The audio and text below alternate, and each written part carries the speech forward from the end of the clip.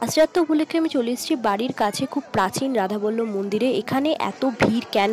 বিশাল ভোগের আয়োজন, সবটাই ক্যামেরাবন্দি করলাম। তোমার ভিডিওটা স্কিপ না করে পর্যন্ত শেষ পর্যন্ত দেখতে। গুড মর্নিং বন্ধুরা, ওয়েলকাম টু বনমনি ব্লগস। তোমরা যেখান থেকে বসে ভিডিওটা দেখছো তারা সুস্থ আছো, ভালো আছো। আমি এখন চলে এসেছি রাধাবল্লভ মন্দির।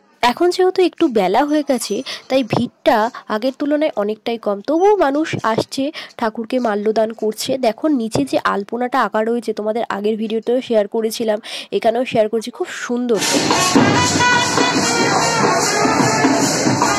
ওই যে ওর দাদাটার সাথে যাই ওই দাদাটা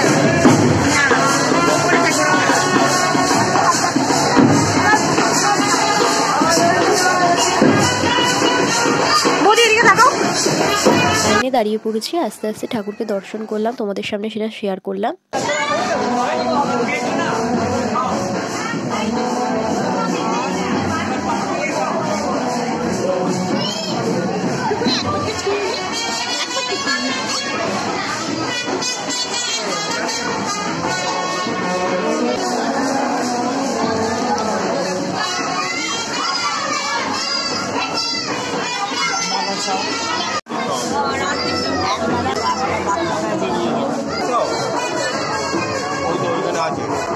প্যাকেটটা দেখো, প্যাকেটটা ওই যে প্যাকেটটা দেখো।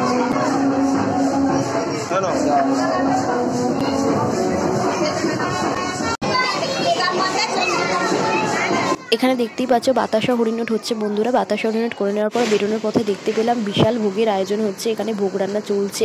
এখানে দেখো বেগুনকে জলে দিয়ে দিল সেদ্ধ করার জন্য। এখানে ভোগ রান্না হচ্ছে বিকেলের জন্য, বিকেলে ঠাকুরের ভোগ সবাইকে দেয়া হবে বলে। এখন ঘড়িতে বাজে ঠিক রাত্রি 9টা। দেখতেই পাচ্ছ প্রচুর মানুষের ভিড় জমে গেছে এই রাধাবল্লভ মন্দিরে। ঠাকুর এখন ঘুমিয়ে পড়েছে। দেখতেই পাচ্ছ প্রচুর মানুষ লাইনে দাঁড়িয়ে ভোগ নিচ্ছে এখানে। এই রাসযাত্রা উপলক্ষে মন্দিরে ছোট একটি মেলারও আয়োজন করা হয়েছে। এখানে মেলাও বসেছে জলবন্ধুরা, সেটা তোমাদের ঘুরিয়ে দেখাবো। তার আগে দেখাচ্ছি ঠাকুরের যে দরজাটা সেটা বন্ধ হয়ে গেছে।